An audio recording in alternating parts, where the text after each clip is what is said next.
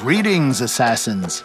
My name is Simon, I'm Associate Game Director on Assassin's Creed Shadows, and today we're gonna go through a comparative gameplay walkthrough showcasing both stealth and combat for our two protagonists.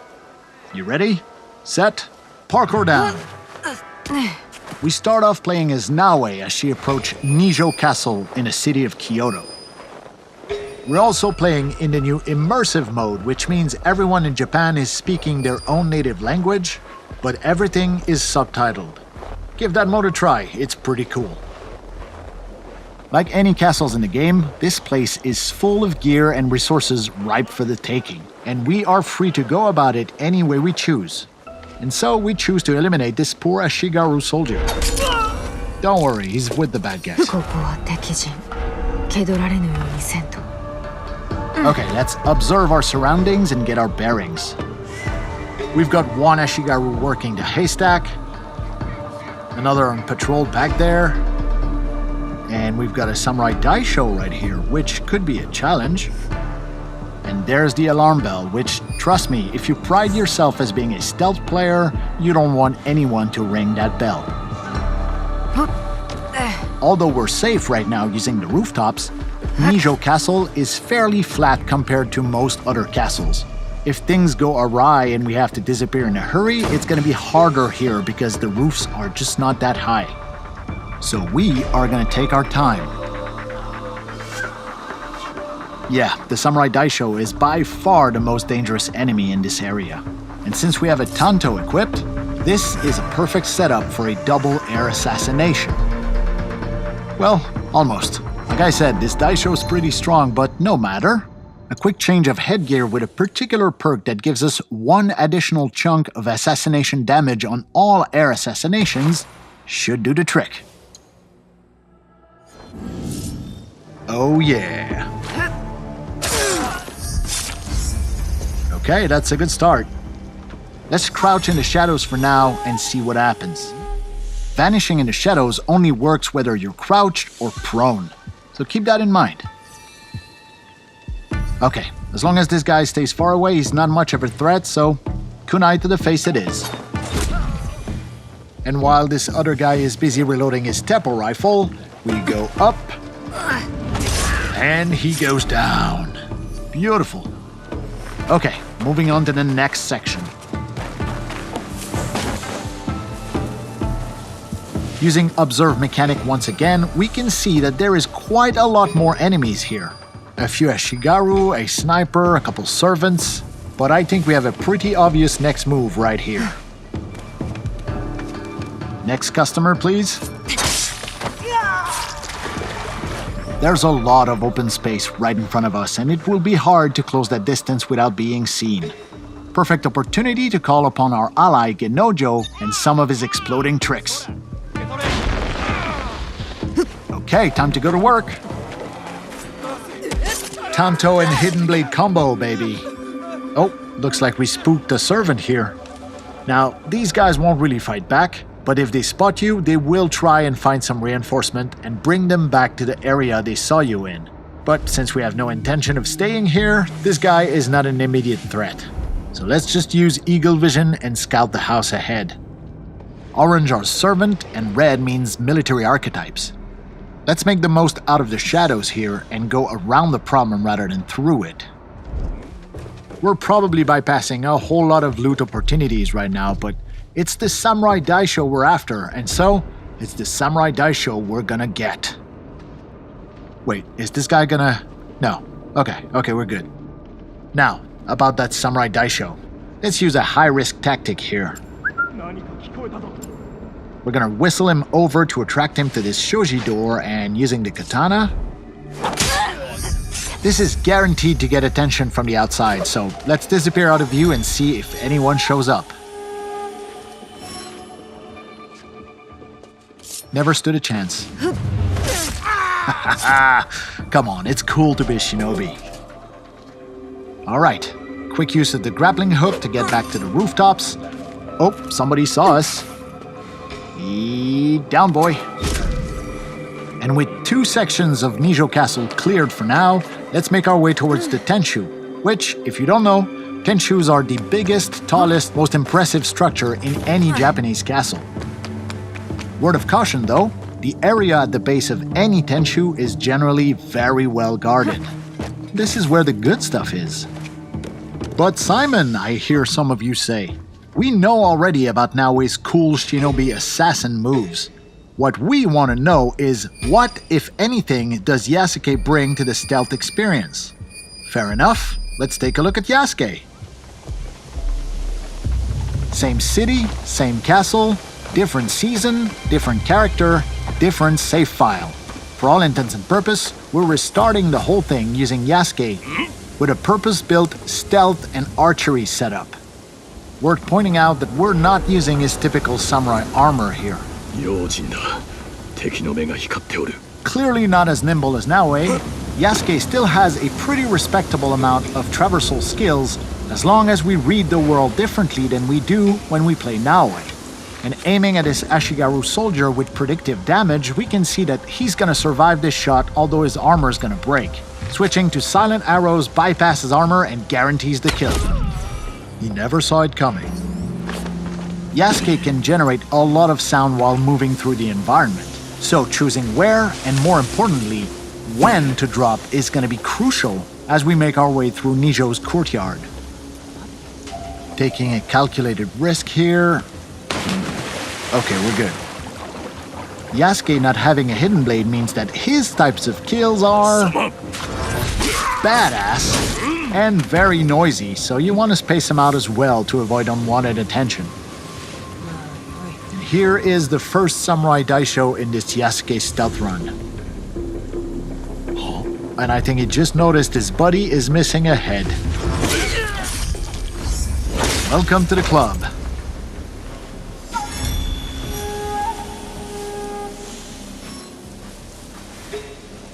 Oh. Silent arrows all day, baby. Oh, and here's a little pro tip. Yasuke's arsenal of weapons mostly relies on the same type of stuff that most samurai would have stockpiled in military setups. So little guard towers like this are always full of arrows and bullets for Yasuke to plunder, making his particular stealth playstyle much more generous than Naoe's more limited and cautious shinobi tool approach. Now Yasuke does have the ability to climb, although his vertical leaps are more limited than Naoe. Similarly, we can reach most high points like this and use the observe mechanic to tag people, get our bearings, and find where our next objectives are. Yes, he's a lot bigger and a little slower than Naoe, but once you get a hang of his controls, Yasuke is a lot of fun. Ooh, let's use pro navigation here and avoid being seen. This allows us to stay hidden while on the move, just like Naoe does. Okay, for the section up ahead, we're gonna call in our second ally, the poison specialist Oniyuri, who has the ability to put multiple enemies to sleep.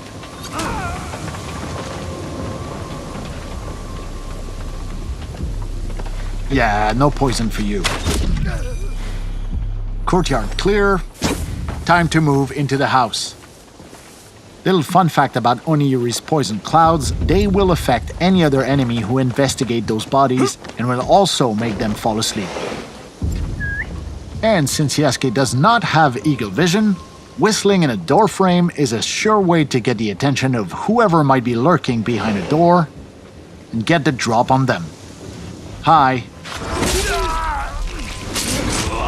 We previously saw with Naoe that this house during winter is full of people, but here in summer during broad daylight, there was only one samurai guarding a tapestry, which will look infinitely better in our own hideout. Your move, buddy. Yeah, that's a good move. Okay, moving on to the next section here. Hold on, we're gonna get some elevation first and get our bearings. Let's use this crate here. And let's get a feel for the neighborhood. Let's take down the alarm bell just to be safe. Because I can't shake the feeling that stealth with Yasuke might be coming to a close here. Okay, we have their attention now. Now, we're not wearing the most efficient armor for an open fight, so we're gonna switch the Yumi bow for the Kana bow. That gives us a much better insurance policy in an open fight like this.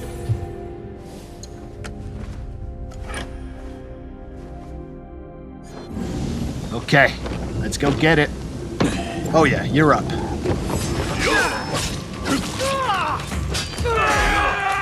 That's one down. Here. That's two. Whoa. Yeah, you should have made that shot. That is three down. And I think it's cannibal time, baby. This thing hits hard, but it is slow, so we have to be precise here. Give me some space, will ya? Next few hits are gonna be critical here. Oh. Backbreaker ability. Nicely done here. Now, each area in this castle is its own little gameplay pocket. So as long as no one rings the alarm bell, it means that other nearby pockets will not interfere, even when we opt for open combat like this. Time to switch back over to Naoe and see what a more aggressive open combat playstyle looks like with her. First thing first, we gotta switch up our loadout and use perks that are more conducive to that playstyle, such as this headband that allows us to vault over an enemy when we sprint at them in open combat. Let's switch up our outfit as well while we're at it. Yeah, we don't have a good perk reason to equip this right now, but I kinda like this one, so life's about taking risks, man. And we're also going to swap the Tanto Hidden Blade combo in favor of the more versatile Kusarigama. Oh yeah, this one has 60% increased damage over distance. Okay, let's put that to good use. And I think I see our first victim here. Whoa, whoa, whoa, whoa, whoa. Okay, that must be a servant. Gotcha.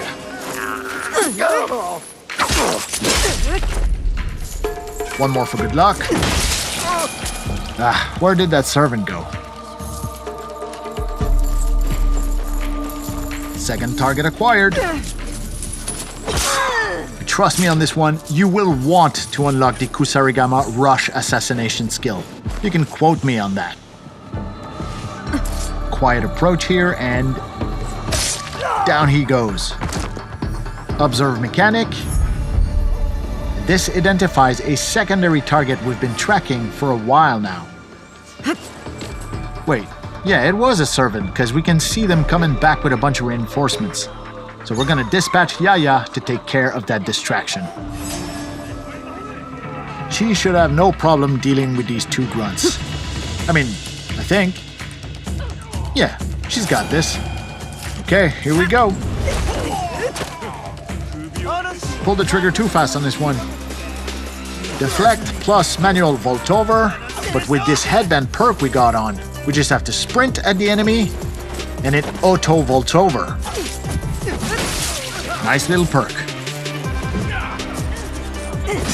Whoops, sorry about the barrels. Ow! Hup! Yo, I'm over here. And catch. Okay then, have some of this.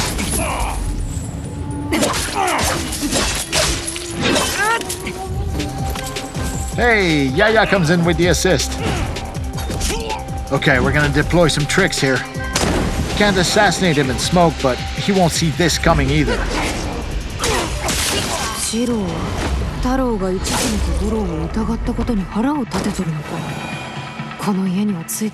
Yeah, you tell me. Don't worry, it'll all make sense once you get your hands on the game. For now, let's take a look at the very top of this Tenchu where this white dot represents the unique Samurai Daisho chest from this castle. Using the grappling hook, it's pretty easy to hook up on those large overhangs and make climbing the exterior of a Tenchu pretty much a breeze for Naoe. That being said, we're bypassing quite a few loot opportunities right now. There is more than 30 unique castles in the game, and each of them comes with their own Daisho chest, which only unlocks once you deal with all the Samurai Daishos stationed within that castle. We're not talking about random loot drops either. Every single Daisho chest contains bespoke, handcrafted, legendary gear, either for Naoe or Yasuke, all of it some of the best loot you'll find anywhere in Assassin's Creed Shadows. Let's have a look at the beautiful skyline of Kyoto on a brisk winter morning.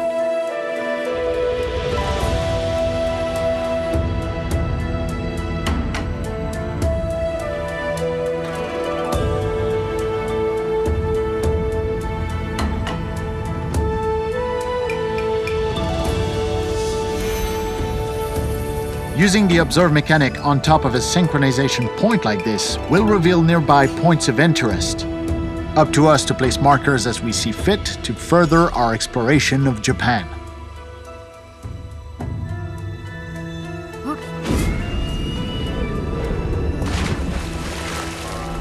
Okay, so we've seen both Naoe and Yasuke's stealthier sides, and we've seen what aggression looks like for Naoe. Now, let's switch over to our samurai and see what we can muster from a full frontal aggressive assault with Yasuke. Once again, it's time to shake up our loadout with much more aggressive weapons. Okay, first we're gonna pick the Naginata here, which is excellent for crowd control. And because stealth will not be an option here, let's use the Teppo rifle for maximum range efficiency as well. We expect stiff opposition here, so using a full-on armor set with a perk that allows Yasuke to parry unstoppable attacks makes a whole lot of sense. And to literally cap it off, a matching samurai helmet with a perk that deals 50% damage on parries. Look, I don't want to jinx it, but I think we got this. Okay, are we ready? Knock knock. Yep, you're done. Oh ho ho ho!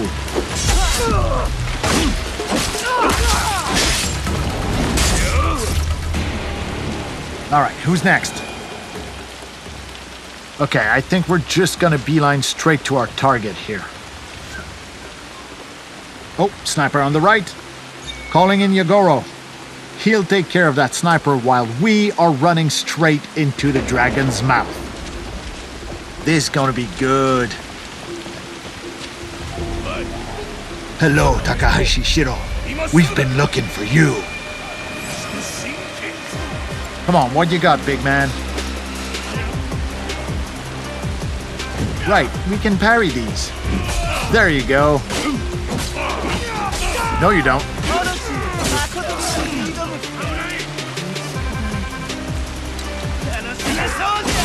He's down.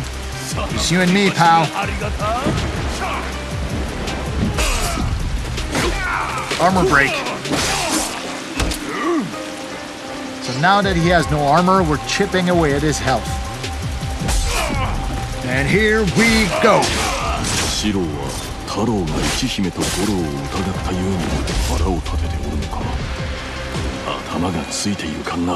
Yeah, I know.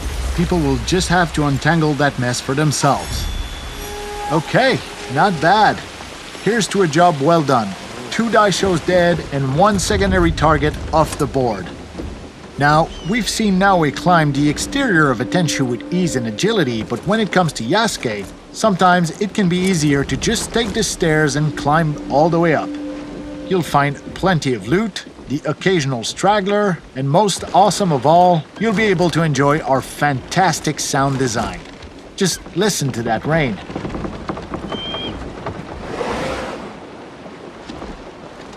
It's awesome. Okay, up the ladder and onto the last floor here. There's the same Samurai Daisho chest we previously talked about. That delicious handcrafted legendary gear.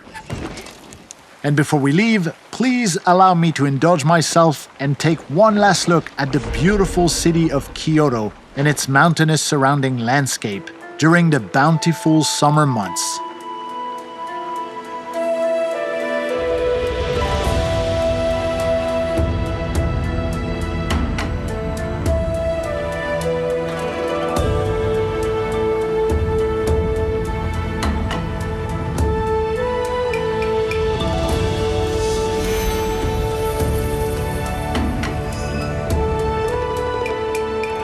This concludes our comparative gameplay walkthrough for stealth and combat between Yasuke and Naoe. For everyone at Ubisoft, we hope you'll join us on the streets of feudal Japan very soon. Have a good one. See ya!